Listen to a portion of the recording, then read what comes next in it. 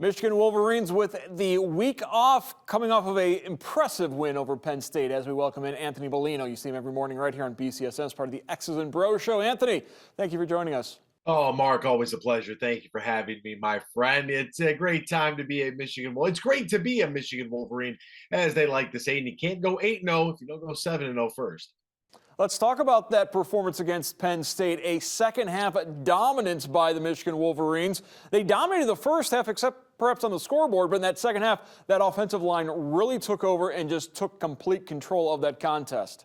Yeah, one of the ways that I've kind of described what we saw on Saturday, especially in the first half, was that there were two games being played. There was the game on the scoreboard, which had Penn State within striking distance, and even had them at a lead at one point in the game. And then there was another game that was being played in terms of overall statistics, and it was an absolutely dominating performance. If you take away Sean Clifford's 62-yard scamper, and you take away that pick six that bounced off a hand, off a helmet, off a foot, wound up in the hands of a Penn State defender that went for 6 points the other way. That game easily could have been 21-0 before Penn State even had a point on the board. I mean, it was an absolute domination. The first two drives, Michigan, they stall when they get in the red zone. I think they, fell short at like the Penn State 6-yard line, then again at the 11 or vice versa. And they settle for field goals. Yeah, you want to see them make those touchdowns because with the way that Michigan's offense is running the football right now and the way that they want to play football, which is on the ground first, they're going to win in the trenches. They're going to win behind that offensive line, turn around, hand it off to Donovan Edwards and to Blake Corum, who were both outstanding in that football game.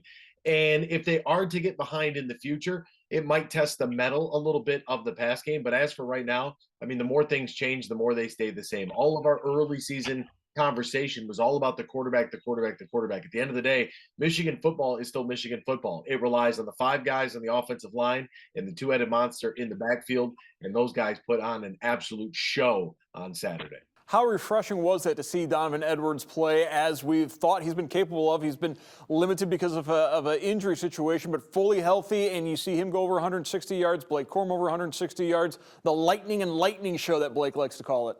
Yeah, they're good. They are really good. It's so interesting because Donovan Edwards, it's such a fast back in the backfield. And Blake Corum is as well. They both have breakaway speed. We've seen it on multiple occasions throughout the season.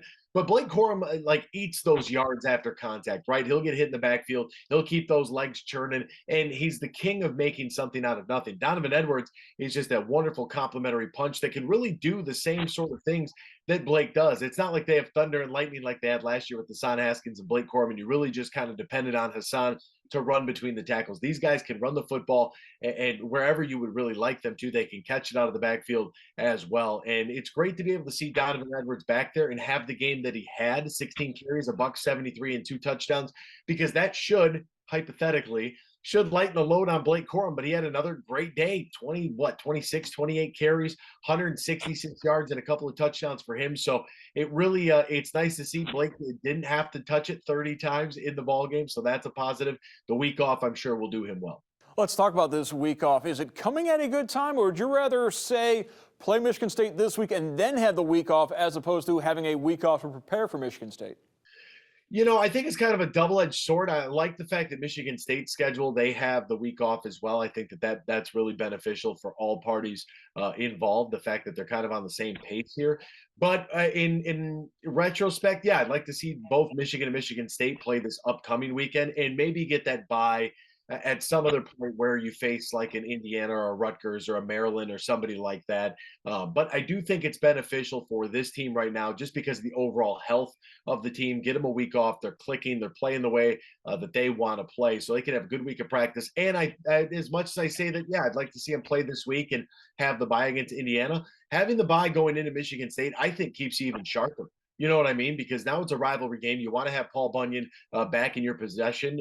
This team is 0-2 against Mel Tucker. It's time to exercise some demons. So it might actually work out better because although it is a bye week, they're still going to the focus level is going to be through the roof because everyone knows how important this game is. Absolutely. And next week, we'll break down that Michigan State contest in detail. That's going to wrap it up for us tonight with Anthony Bellino.